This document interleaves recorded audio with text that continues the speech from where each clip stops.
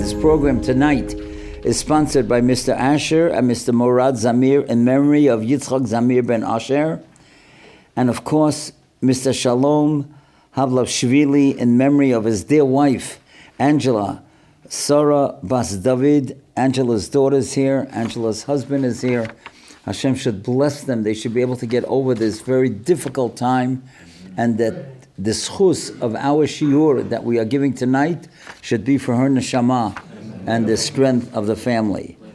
This is also being sponsored by Mr. and Mrs. David Eshagian in memory of Yosef ben Geula, and of course for the hatzlacha of the family and congregation of Am Yisrael, and for the safety of all the chayalim. Shalom, we thank you for sponsoring tonight. We're talking now about Avas Yisrael. As we said, in the 21 days between Shiva Asar B'Tammuz and Tisha B'Av, it's like the 21 days between Rosh Hashanah and Hoshana Rabbah. And as we said, and I'm just repeating this for the video, that just as Hashem said to Yirmiyahu that he should see a vision, and in Perek Aleph in Yirmiyahu it says that Hashem showed him the branch of almonds, an almond tree branch, because that blossoms in 21 days, and the flowers are white, and white symbolizes the purity of doing mitzvot and repenting. So I want to tell you another story. I was in Sao Paulo about 6 months ago, and I was there on a speaking engagement. I spoke in different places, and Saturday night there was a Malava Malka. Everybody was getting together, and I was sitting at a table, and to make conversation, I just asked everybody their name. And one person told me that his name is Daniel Sonnenfeld. I said, Sonnenfeld? Rabbi Yosef Chaim Sonnenfeld was the rabbi of the old city of Yerushalayim many, many years ago. Are you related to him? He says, yeah, that was my great-grandfather. I said, wow, that's amazing. Could you please tell me a great story? I mean, he was a great Rav, a great Talmud Chacham, the Rav in the old city of Yerushalayim. He says, I'll tell you a story that's legendary in our family.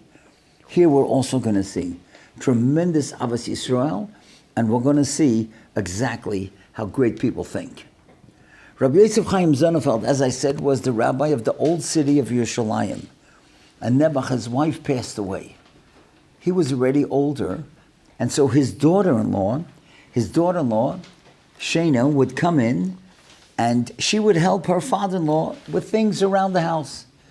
One morning, she came into the house, and Rabbi Yosef Chaim says, I hear somebody crying in the courtyard, in the backyard. Is everything okay? She says, you're right, I'll go out to check it. And she goes out and she sees that it's a Yemenite woman. She's an almanah. An almanah is a widow. She was the one who washed everybody's laundry. She would come every day to wash the laundry, and then she would hang it up and clean it and then deliver it to all the families. But she was crying. And Rabbi Yosef Chaim's daughter-in-law, Shana, asked her, why are you crying? She said, I didn't realize that it's Rosh Chodesh today. And there is a custom that women do not do laundry on Rosh Chodesh. She said, I didn't know that. And now I already paid my babysitter, and I'm going to go home. I come here to get money for the work that I do. And with that money, I go on my way home, I buy food for my children. I'm not going to have money to buy food for my children. I didn't know about this minhag, this law about Rosh Chodesh. So Shana goes into her father-in-law, and she tells her, Rabbi Yosef Chaim Sonnenfeld, the lady is crying. She's the Yemenite koveset in Hebrew. Koveset is the washerwoman, and she didn't know that they don't do laundry, and now she's stuck because she's not going to have any money. So Rabbi Yosef Chaim says to his daughter-in-law, do we have any laundry in the house? She says, yeah. He says, run out right now and tell her we're coming out in a minute. She runs out and she tells the Yemenite lady, don't worry, we're going to be out in a moment. She comes inside and she gathers together the laundry, but before she goes outside, she says to Rabbi Yosef Chaim, what about the minhag? What about the custom in Klal Yisrael that the women don't do laundry on Rosh Chodesh? Listen to what Rabbi Yosef Chaim said. Rabbi Yosef Chaim said, helping an almana, making sure that she has food for her children, is a deraisa. That's in the Torah, that you have to help an almana. Not doing laundry on Rosh Chodesh is only a minhag. The halacha and the Torah is more important than the minig. We're going to bring out the laundry. And you know something? When he brought out the laundry, when she brought out the laundry, everybody else brought the laundry for that woman. And that's the priority. Sometimes we think that we are being machmir, that we're doing something that's right, but we have to know the priorities. What's more important than helping a poor woman in Almana who has no food for her children, has no money for herself? It's true, the minig is important, but it's not as important as taking care of an Almana. And I'll tell you a very personal story. A very personal story just on this thing. When I was 21 years old, my father passed away. I'm the oldest of 7 children, and I supported my mother and my younger brothers and sisters. Now, many of you know that the books that I've written are called the Maggid series, and it started with Rabbi Sholom Schwadron, who was the Maggid of Jerusalem. It's a whole long story, which is not for now, how I got to know him, how my parents got to know him. But he came to our Seder after my father passed away. A year after my father passed away, he had been in the house, he knew my father, but now that my father was not here, he came to be with us for the Seder. And Israelis celebrate only one day Yontif. We, in Golos, we have 2 days Yontif, just like we have 2 days Pesach, 2 days Sukkot, and 2 days Shavuos. So this was the only Seder that he was going to have that year. And it was on a Saturday night. And on a Saturday night, the Seder starts very late because you can't prepare on Shabbos for Matzoi Shabbos. So now we're sitting at the Seder. I'm sitting at the head together with Rabbi Sholom. And the Seder is taking very long because all the grandchildren were there and everybody wanted to impress my mother, you know, with their songs and all the Divrei Torah. And I don't have to tell you, there's schools, they prepare for months for the holiday, for the night of the Seder. But I knew that Rabbi Sholom Schwadron always ate the afikomen before Chatzos, before midnight at Chatzos. And now, if this Seder was going to keep on going so slowly, we were going to miss Chatzos, and he was going to eat the afikomen afterwards. So I said to my mother, Ma, we have to rush. I didn't think he understood English, but he understood what I said, and he poked me on the side. And he said to me in Yiddish, Eil Zachnet, that means don't rush. I started saying, well, what about that? He poked me again. I told you, Eil Zachnet, don't rush. Fine. The Seder is going slowly. The kids are singing, saying Divrei Torah, and here comes the meal. Now, the women, though, here you prepare for months for that meal of the night of Pesach, right? So again, it's dragging. I couldn't say anything to my mother because he would understand it, right? So I went like this on the side, you know, like we got to hurry up. But he realized what I was doing. And again, he pokes me. And he says to me, I told you, Eil Zachnet, don't rush. Okay. And we ate afikomen after Chatzos. Now, there's a custom, I don't know if it's the Sephardic custom, after the Seder to say Shir HaShirim. Do you say Shir HaShirim? Fine. So everybody's upstairs, and I'm sitting at the table with Rabbi Schwadron, and we're saying Shir HaShirim together. And then I stop and I say to him, Rabbi Sholom, I just want to beg apologies, because you once told me that ever since you were a child, you never missed the afikomen before Chatzos, and now, because of my family, you ate the afikomen after Chatzos. And he said, why don't you understand? I said, why don't I understand what? He says, where's your priorities? Your mother is an almana. She's a widow. She waits a whole year for the children and grandchildren to come to her house for the Seder, to hear the songs, to hear the Divrei Torah. If I would have stopped the Seder and made it rush, that would have given her pain. Giving pain to an almana is a deraisa. Eating the afikomen before Chatzos is only a minig, a derabanan. Where's your priorities? I can never forget that. Amazing thing. Sometimes we think that we're going to be strict in something, but we have to know what the priorities are.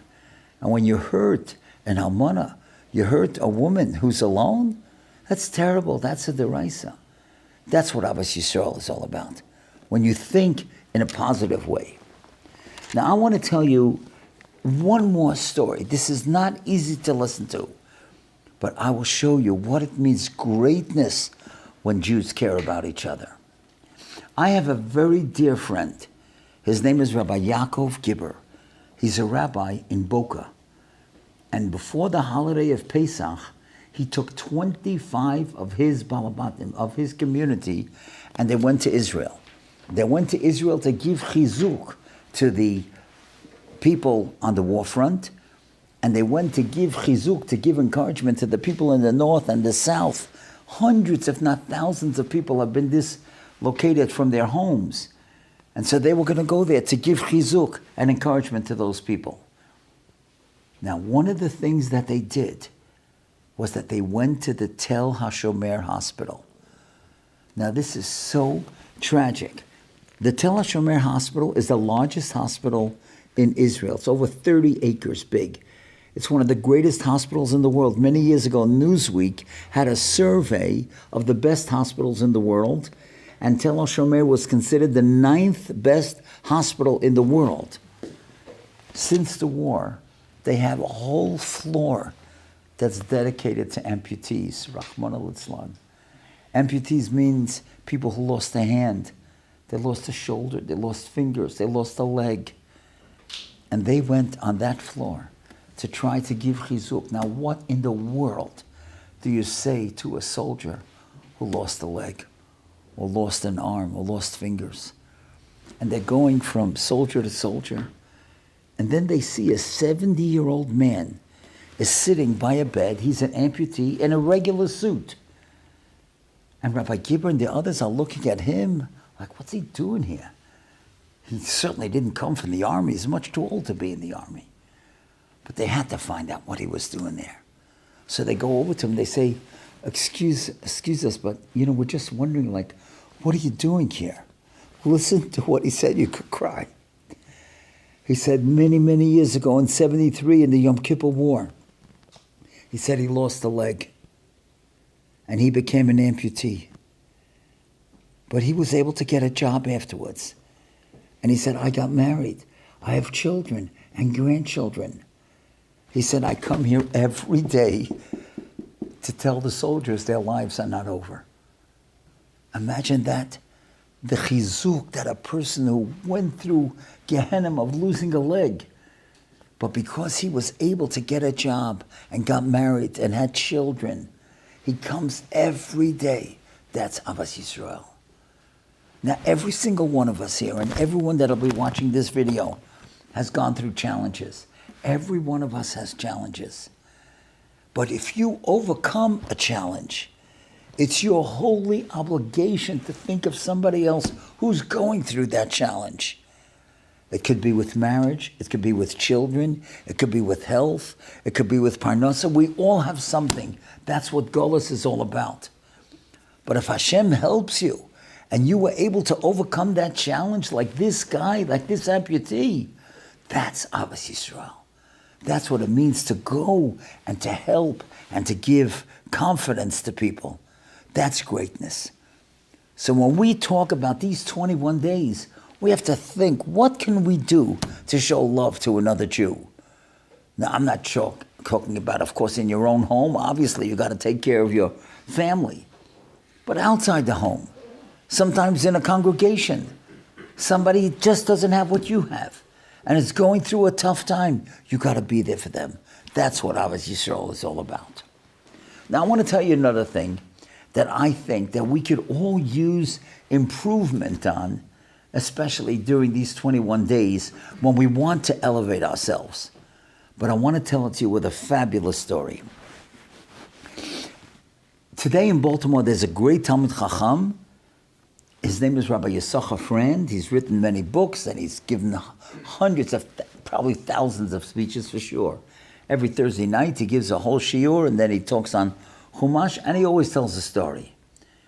And one year he told this amazing story, that there was a fellow from Manhattan that came to visit the Bris Milah, Rav Velvel Soloveitchik, in the early 1950s. Now all of us know the Soloveitchiks are geniuses. They never forget anything. Brilliant Talmidei Chachamim, very, very smart people. And this fellow from Manhattan is talking to the Bris Milah, and the Bris Milah says to him in the middle of a conversation, what do you do? What's your job? So he says, Rebbe, I'm a lawyer in Manhattan. Okay. A few minutes later, the conversation goes on. And again, the Bris Milah says to him, what do you do? What's your job? The guy was surprised. He just said 5 minutes ago that he's a lawyer. Soloveitchiks never forget anything. He says, Rebbe, I'm a lawyer in Manhattan. He said, I know you told me that, but that's not how a Jew answers the question. Now the guy realized that the Rebbe had set him up. He wanted him to say that thing again because the Rebbe was going to show him this. Now this is not to be believed what he told him. He said, bring me from the shelf Yonah, the prophet Yonah that we read on Yom Kippur. And it tells the story, you look it up. In the first chapter, Yonah was on a boat and there was a storm all around that boat. And the boat was about to sink. But everybody on the boat, the captain and the sailors, they looked out. There was no storm in the rest of the ocean. Only around this boat. So they knew that there's somebody on this boat that's causing Hashem to make this boat sink. So they came over to Yonah and they said to him, Hagida nolonu, please tell us, Lemi haraza, who's causing this evil thing to happen to all of us? And then they said to him these words, Ma malachtecha, what's your job? What do you do? Now listen to what he said. Vayomer aleim, he said to them, Ivri anoichi, I am a Yid. V'yas Hashem elokei hashamayim ani yorei, and I serve God in heaven. And listen to what the Radak says. Kivan she'amar, as soon as he said, elokei hashamayim ani yorei, I serve God, that was the answer to Ma malachtecha, what's your job? You're not a graphic artist, you're not a lawyer, you're not a videographer, you're not a doctor. That's how you bring money into the house, but that doesn't define you. Ma malachtecha, what's your job is Ivri anoichi. I am a Yid. That's what we have to remember. That's what the Bris Milah was trying to tell this guy. Your job doesn't define you. That's how you bring money into the house. But you're a Yid. And I think that that's what we have to remember, because we can't hide it. Wherever you go in the world, snood, no snood, lay shaitel, no shaitel, big yarmulke, small yarmulke, baseball hat, front in the cap, back in the cap, kangaroo hat, everybody knows you're a Yid. Ivri anoichi. And you know what Rabbi Fran said? A few weeks later, after he told his story, he got a call from a stockbroker. And the stockbroker says, Rebbe, I want to tell you something. I'm on the phone a whole day making deals. And sometimes, I say things that might not be 100%. But after I heard your speech, I had a paperweight made to put on my desk. And on the paperweight, it had 2 words, Ivri anoichi. I am a Yid. So just remember, the next time you're on a plane, or the next time you're in a restaurant, or on a bus, or when you're driving, and somebody does something that's not so nice to you, just remember, Ivri anoichi, you're a Yid. And what you act, the way you act, you don't just represent the Sephardic community in Plainview. You represent all the Jews in the world, because you can't hide. And especially today, we have to be so careful. I don't have to tell you how much rampant anti-Semitism there is today, all over. Now, there's really 2 types of anti-Semitism. And I recently had to give a talk about this, how to combat anti-Semitism. And there's one type of anti-Semitism that will always be here. There's no way that we can ever fight it, but there is an anti-Semitism that we can fight. I'm not talking now about the demonstrations. That's going to end soon. As soon as the war ends, all these things will be forgotten. By next year, everybody will be forgetting about all these demonstrations. But the point is, you know what the Gemara says? It's frightening. The Gemara tells us, "My Har Sinai." This is a Gemara in Shabbos, Pei Tes Amud Aleph. Why is it called Har Sinai?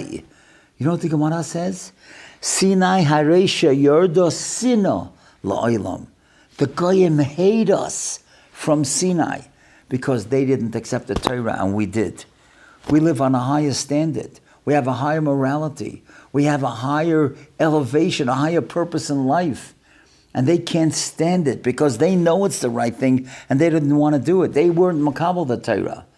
When we hold a cup of wine by V'hisha Amda at the Seder, don't we say, Shebachol dor v'dor oimdim aleinu l'chalaisenu? In every generation, they want to get rid of us. So there's two types of anti-Semitism. There's existential, that means they don't want us to exist, like the Iranians say they don't want Israel to exist. But then there's a different type of anti-Semitism. The anti-Semitism of dislike. That's what's in America before these demonstrations. Sometimes a Jew acts in such a way it's so unpleasant. The way he drives, the way he does business, or the way he talks. We could stop that. We could be nice. We could be nice to our neighbors. In Plainville, we had a lot of neighbors that are not religious. The police are not Jewish. The fire department is not Jewish.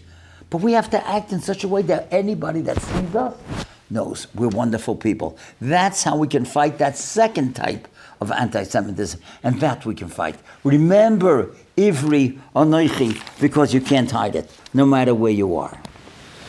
Now there's another Gemara that tells us why the Churban happened.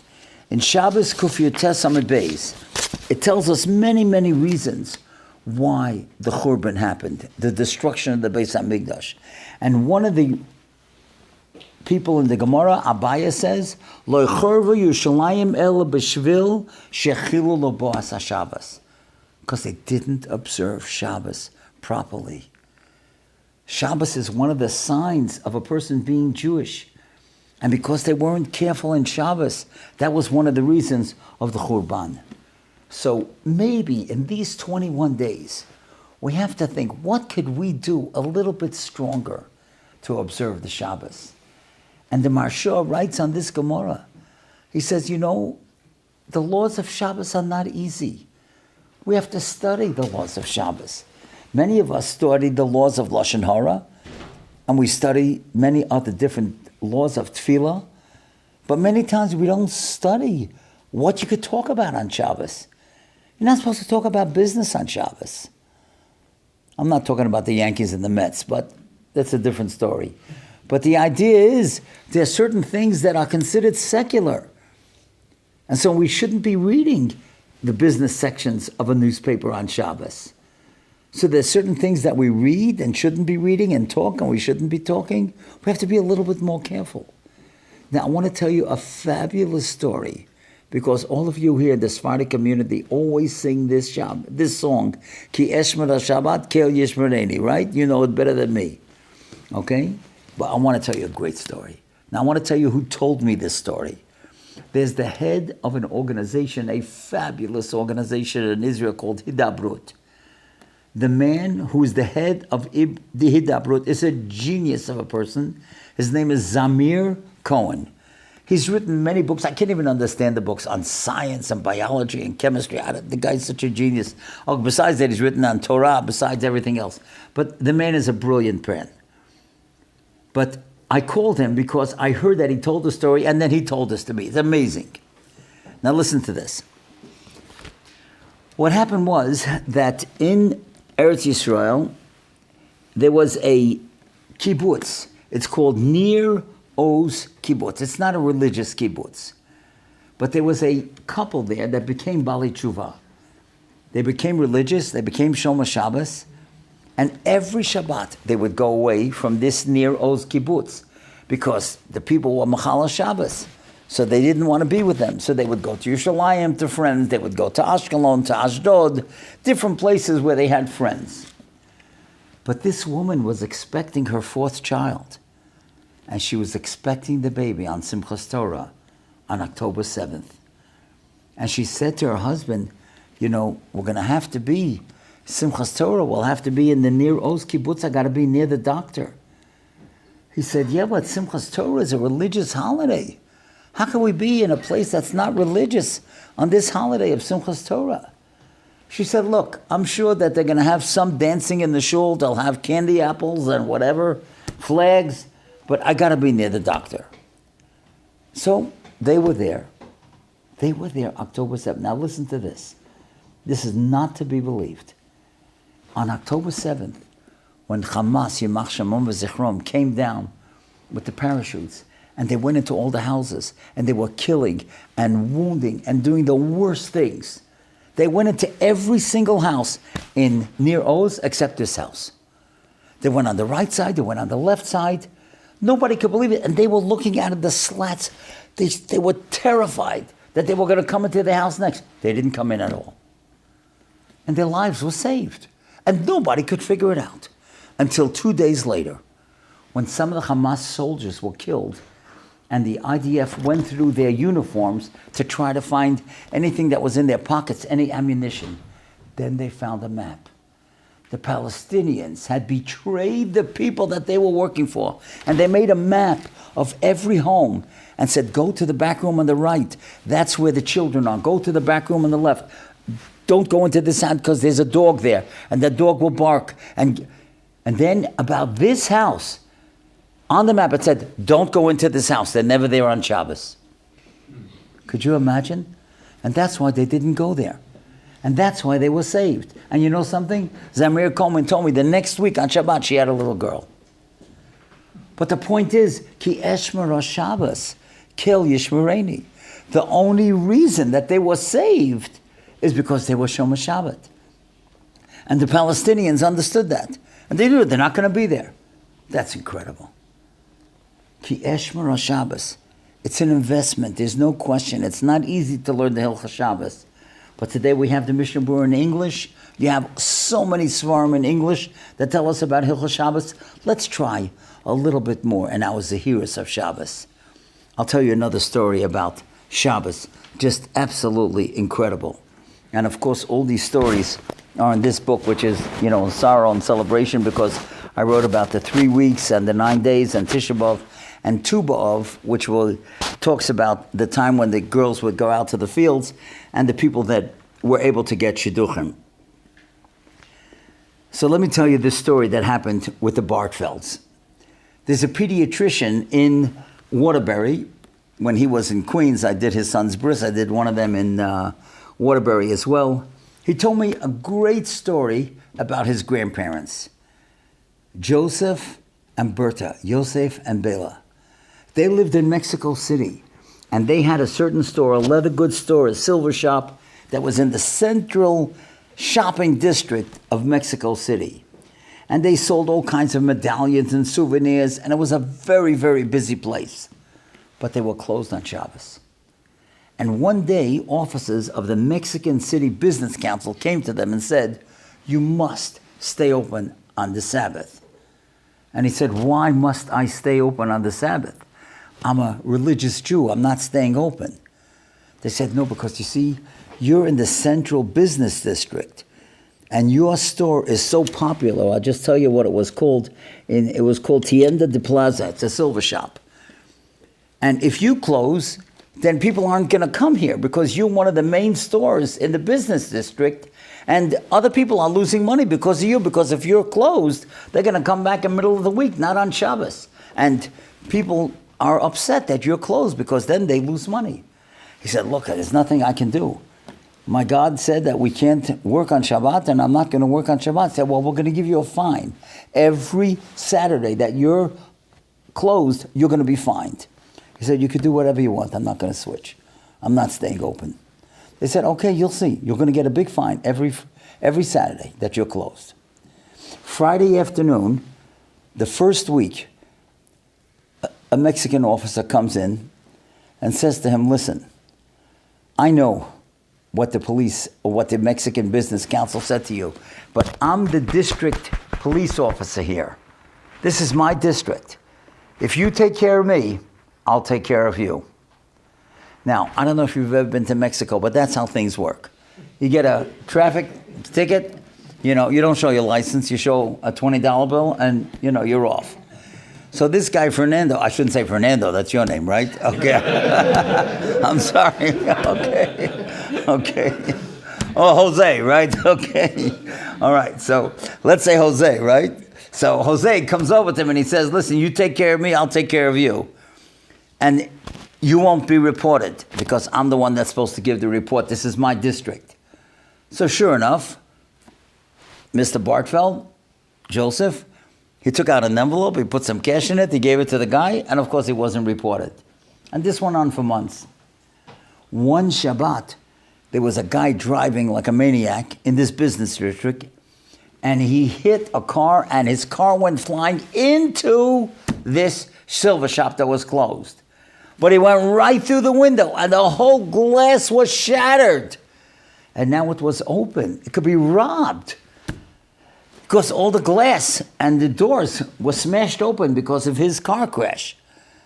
So he only lived a block and a half away from the store, this Mr. Bartfeld.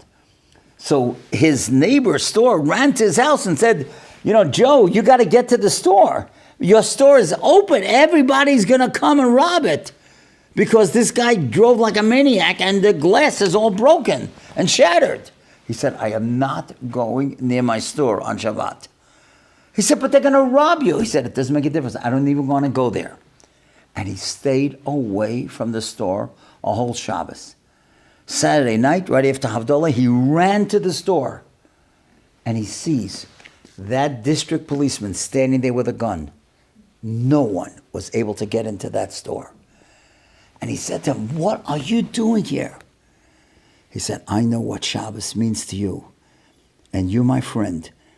And if it means that much to you, it means that much to me. Now you can take over. Imagine. Ki Eshmer Shabbos Keil Yishmereni, and he didn't lose one medallion, one silver jug, nothing. Because that Mexican policeman was protecting him. Now I want to tell you what this fellow did, this Bartfeld. It's just amazing. He had two sons. One son he sent to Telz Yeshiva before he was even bar mitzvah. And his son is the doctor who told me this story. The second son is a rabbi in Toronto, in one of the big shuls in Toronto. All because of Shabbos. Hashem took care of him. Ki Eshmer Shabbos, Keil Yishmereni. Let us try as much as possible. There's something else that I feel that we should learn, especially in these 21 days. There was a great tzaddik. I met him once. I heard him speak once also. His name was Rabbi Elia Lapyan. He was the mashgiach in the yeshiva in the northern part of Israel called Kfar Hasidim. He was a great tzaddik. He was a person of Kabbalah. He was very special. And he would get up very, very early in the morning before Alos HaShachar to start doing his Avodas Hashem. And as he got older, his family said to him, maybe it's not so healthy that a man like you at your age should get up so early. So he said, I want to tell you something. He said, after 120, I'm going to be going to Shamayim. And when I go to Shamayim, they're going to take out the Shulchan Aruch and they're going to start testing me to see if I did everything that was proper. Now, in the first siman of Shulchan Aruch, you know what it says? Yizgaber ka'ari, a person should be strong like a lion to get up to do the service of his creator. Shehu ma'orer hashachar, he awakens the dawn. So it says in Shulchan Aruch in the first siman that you got to get up early. So I'm going to fail in the first question that they ask me? Of course I got to get up early. And when I heard this story, I was thinking, something? That there's something that says in that first siman that maybe we should be a little bit more careful. Again, I don't know the Sephardic custom, but I think this is for everyone, certainly for the Ashkenaz.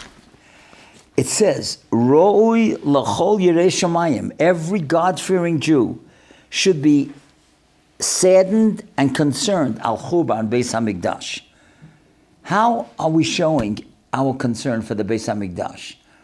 Now, if you look in your Sidurim, you will see that before Birchat HaMazon, on Shabbos, do you say Shir HaMalos? You don't say, or during the week, Al Narois Bovel. Well, this video is going to Ashkenazic people as well. So I just want to say that it says in the Mishnah Brura that before you bench, before you bless Hashem and thank Him for the food, you should say that kapitel, Al Narois Bovel. Al Narois Bovel is chapter 137 in Tehillim, and it talks about the Churban. So when a person is satiated and filled with food, he should remember this is not exactly where we're supposed to be. We have to remember the Churban, and therefore we should say Al Narais Bavel. Now, I could tell you that in many of the summer camps, during the 9 days, all the kids, before they bench, they sing Al Narais Bavel. There's a tune that goes together with it, and it's something that everybody who's watching, if you're not Sephardic and that's not your custom, that you don't say it ever, or you don't even say Shir HaMalos on Shabbos, but otherwise, for all the Ashkenazim, we really have to begin to be a little bit more careful, and that is to be sure that we say Al Narais Bavel, especially during the 9 days. There's another thing that we have to be careful about. All of us remember the story in the Gemara of Kamsa and Bar Kamsa. Now, we all know the story. We don't have to go through it, right? Kamsa was the friend of the host, and he was supposed to be invited, and by mistake, they invited Bar Kamsa. And the host was very nasty, and he embarrassed him, and he told him to get out, and he said, I'll pay for the party, I'll pay for everything, and he threw him out. And the rabbis didn't say anything. And this Bar Kamsa was so humiliated. And because he was humiliated, that was the beginning of the end. And the Orchos Tzadikim writes about this Gemara in Gittin, V'churban Yerushalayim, the destruction of Yerushalayim, this Galgel came about al Yedei Boishes the Bar Kamsa, because they embarrassed Bar Kamsa. And therefore I think that one of the things that we have to begin to be a little bit more careful in these 21 days is not to shame other people. Many, many times we embarrass people. We're not careful the way we speak. And he even writes, the Orchos Tzadikim writes, that even when you're learning Gemara and somebody says something wrong, you're not supposed to say to somebody, you don't know what you're talking about. You're out of your mind. Now, of course, you don't mean it in a bad way. You're just trying to explain that what he's saying is not the right idea and not the right concept and not the right logical deduction. But there's a way to say it. There's a way to criticize a spouse. There's a way to criticize a child. You don't tell somebody you're good for nothing. You don't tell somebody you're wrong. And you know something? If let's say that you're going out with someone and you decide not to continue, don't tell your family the reason why you're not going out. It's embarrassing to that girl that's being rejected. Or if you don't take somebody who applied for a job and you refuse him for whatever reason, don't tell people why you rejected him. That's embarrassing. We have to be a little bit more sensitive to the feelings of others. That's what the Orchos Tzadikim is telling us. And I want to tell you a great story that was told to me by somebody who witnessed it. Now, we know one of the greatest yeshivas in the world today is in northern England in a place called Gateshead. And the Rosh Yeshiva there is Rabbi Avram Gurewitz. Now, this story happened a number of years ago. There was a boy who came to the yeshiva, and he was the funniest kid. Everybody loved him. He cracked up everyone. He was hysterical. He's a very good boy in learning, and he was there for 3 years, and then he decided he's going to go to a yeshiva in Israel. So they made for him what's called a Su'udas Pereda. Pereda means like a goodbye party. And everybody was waiting for this guy's speech. Now they knew the Rosh Yeshiva would speak, and the Rebbes would speak, and the Chavrusas would speak, and his friends would speak. He was going to be the last speaker. But they were just waiting for his speech because they knew he was a crack-up. Nobody could possibly have imagined what he said, what he would say. And somebody who was there called and told me what he said. He said, Rabotai, he said, I have been in this yeshiva for 3 years, but I want to tell you something that none of you know. He said, all of us know that the Rosh Yeshiva, Rabbi Avram Gurewitz, is a great Talmid Chacham. We have been in his shiurim and we have gained greatly. But none of you could possibly imagine what kind of great Bal Midot, what kind of great character he has. And he says, I want to tell you a story. He said, when I came to this yeshiva, I was here only 3 days. And somehow I got into a little fight with some kids that I had just met here in the school. And they started chasing me. Now, I didn't know where I was running, so I ran into the Beis Medrash. And in the Beis Medrash, I saw a door in the back. I didn't realize that it was a library, and there was no other way out. Once you're in that library, you're stuck there unless you come out of the Beis Medrash. So I ran into that library. I didn't see any other doors. I quickly locked the door, and my friends were banging. We got to get in. And I said to them, what are you, crazy? You're going to beat me up? I'm going to stay here until you guys leave. And they were banging on the door, and finally they stopped. I guess they gave up. 10 minutes later, after I was in there, there was a knock. I said, who's there? And some person says, it's the Rosh Yeshiva. I said, yeah, the Rosh Yeshiva. You're not the Rosh Yeshiva. You're my friends. You want to beat me up. Get out of here.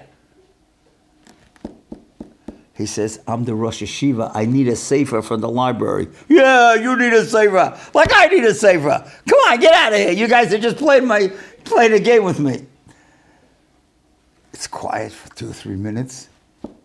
And then there's a knock again. And he's beginning to think, oh my gosh, maybe it is the Rosh Yeshiva.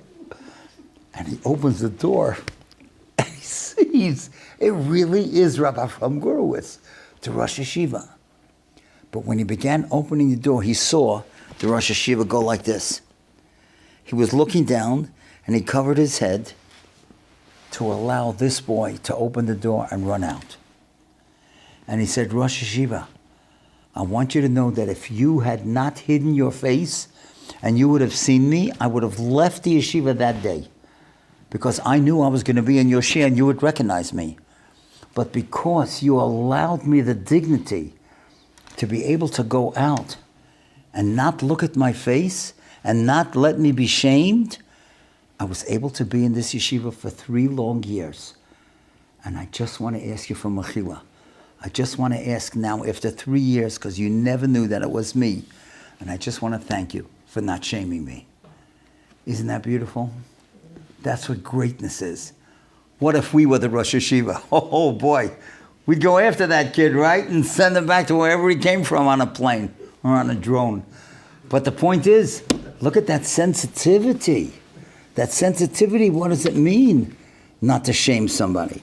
That's really what we have to learn, especially in this time of Bar Kamsa, when Bar Kamsa was embarrassed. I want to tell you something very interesting. When I was writing this book of sorrow, the celebration, of course, I was writing about the Churban Beis HaMikdash and some of the stories, some of the lessons that we could learn. And then I saw a very, very interesting, frightening Gemara.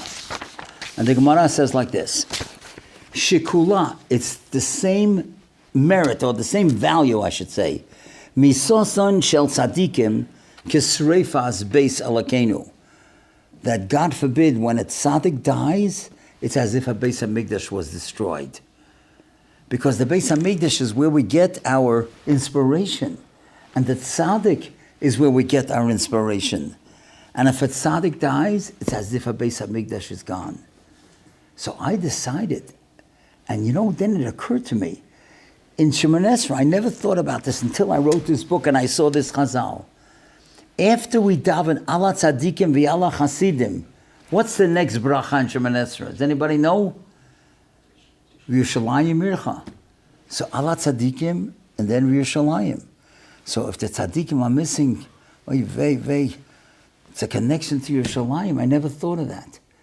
So I decided that what I'm going to do in the back of this book is that from those 21 days, from Shiva Asar B'Tammuz till Tisha B'Av and then till Tu B'Av, a few days afterwards, I'm going to try to find the great rabbis that died during this time and write a little biography about them and write some divrei Torah about them.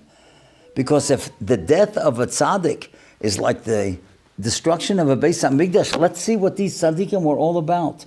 So every day, just about every day of these 21 days, I have about a certain tzaddikim who passed away. So I want to tell you a story about the Arizal. And we're going to talk about 2 more others, especially Rashi. Rashi's Yortzeit was today, the 29th day of Tammuz. So we're going to talk about Rashi. That's how we're going to close. But I just want to tell you about the Arizal. The Arizal was the greatest mikubal since Rab Shimon Bar Yochai. And he lived a very short time. It's frightening. He was born in 1534 and he died in 1572. He was only 38 years old. Imagine the Arizal. Now, I want to tell you a story about him. And I'm telling you that this story changed me. And I believe that it should change every single one of us. The Arizal was the type of person that he could look at your face and tell you what sin you did and what you have to do to fix it, to make the tikkun. Now, I don't know how many people would want to be in his presence, right? Would you like to go to somebody who takes one look and say, hey, I'll tell you what you did? He could be very frightening, right? Anyhow, there was this guy who came to his house, and he was moving very hesitatingly the way he was sitting around the table. And the Arizal said, are you in pain? He said, yeah, my shoulder hurts me terribly. And I don't know why. I didn't bruise the shoulder, and I'm not sick, so I don't know why. So the Arizal looks him straight in the face, and he says, I'll tell you why. Because you're not careful in Mayim Achronan. Mayim Achronim, you're supposed to wash right before you bench. And he says, Rebbe, what do you mean I always wash Mayim Achronim? He says, yeah, but you talk afterwards? He said, yeah, I learned Mishnayos because if you're at a table that there was no Divrei Torah, so it's a bad sign. So right after I wash my Machonan, I learned Mishnayos, the parak. So you're not supposed to do that. You're not supposed to talk. The second you wash my Machonan, then you bench. No talking, nothing, not even Divrei Torah. And the Arizal told him why. Amazing, you could faint from this. And it says like this. He says, the Gemara says in Brachos Mem Beis Amud Aleph, 42a. Takef linetilas yodayim bracha. Right after you wash your hands, and Rashi says, Mayim achronan, you're supposed to say a bracha. You bench right away. Now watch this. Who knows how to spell in Hebrew the word takef? Tov, kof, pei. The word kosef, shoulder, is kof, tof, pei. He said, you're not careful with takef. Hashem is punishing you with your kosef. Imagine that. I guess only the Arizal could think of that. And I tell you the truth, it's about 2 months since I read that story about the Arizal when I was writing this part. So far, it should be. I haven't said a word after Mamachon. I'm careful. You're not even supposed to say the Shir HaMalach and Al Naris Bovel for those who say it after Mamachon. That you say first. Mamachon, Takef Linatila Bracha. So let's review everything that we said, and then we're going to end with something about Rashi that is just amazing. You'll never forget it. So let's remember we're in the 21 days between Shivas B'Tammuz and Tisha B'Av. 21 days between Rosh Hashanah and Hoshana Rabbah. 21 days that the almond tree blossoms, white flowers, and the flowers grow in 21 days. Libun Avonot. Libun, we bleach and we whiten our sins. Now's the time to improve. To improve, because the Beis HaMikdash was destroyed because of Sinas Chinam. Let's have Avas Chinam, like Rav Matisyahu Solomon, who went to that Bar Mitzvah boy. How Rabbi Yosef Chaim Sonnenfeld brought out the laundry to that person, who that person went to the hospital in Tel HaShomer to show the soldiers that life is not over. Let's remember what the Brisker Rav told us, that Yonah said, Ivri Anoichi, I am a Jew. That's the answer. Let's be very, very careful. The way we drive, the way we talk, the way we act, because you can't hide it. Everybody knows that you're a Jew. Let's remember, we can fight anti-Semitism, not the existential, because from Sinai, they hate us.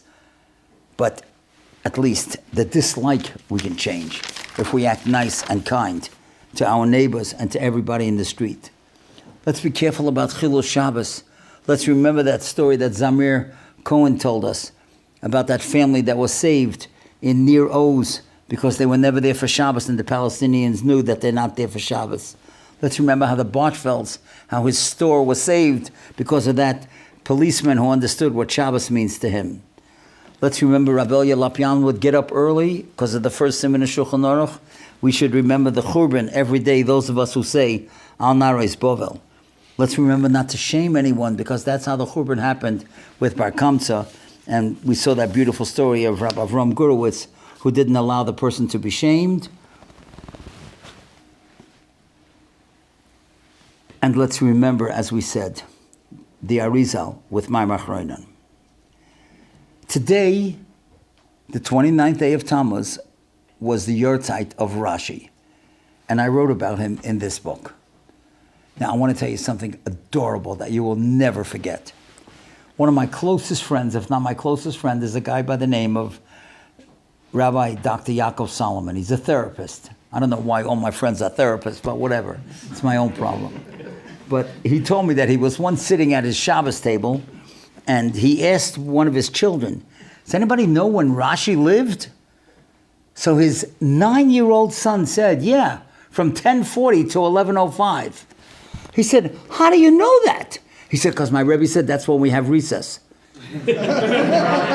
From 1040 to 1105. I'm telling you, I have never forgotten that date. It's crazy, right? That's a genius of a Rebbe, right? Who gave us Siman. You're never going to forget. Somebody will wake you up in the middle of the night. When was Rashi lived? 1040, 1105. We had reason. Now, I don't know if the Rambam was born during lunchtime. I don't know that. But 1040 to 1105. But anyway, now, in the research that I did about Rashi, because his Yortzeit was the 29th of Tammuz, I saw the Chidah said that before Rashi began writing his commentary on Chumash, he fasted 613 days. Could you imagine? That's what Chidah said about Rashi. Rashi knew that his Peirush, his commentary, was going to be so important. He fasted 613 days. So I want to tell you 2 stories about Rashi's parents. The second one, that's what we're going to close with, is so adorable, you won't believe it.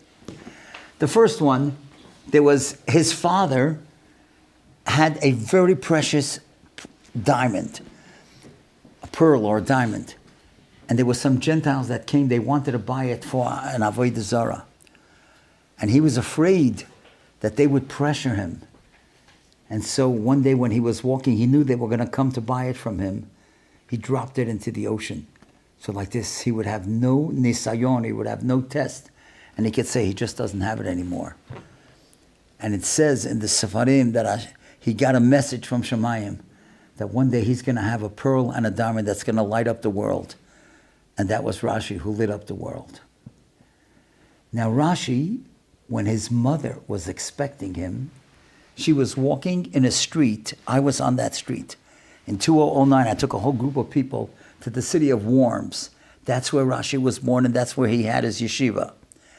And she was walking down a narrow street, and what happened was there was a horseman who saw a Jewish woman pregnant, and he wanted to knock her down. And he took his spear, and with his horse, he started going fast. And they say, miraculously, the wall that she was standing by indented, and she was able to protected into that wall, and the rider just rode on.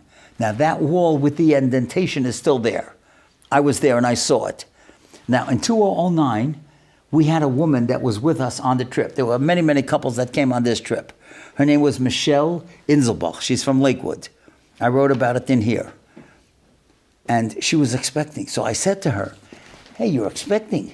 Why don't you let's take a picture of you in that wall. Why don't you just stand in that wall where it's indented? That's where Rashi's mother was saved. She said, that's a great idea. She says, Rabbi Krohn, if I have a boy, you're going to be the mohel, and I'm going to name him after Rashi. And 3 months later, she had a baby girl.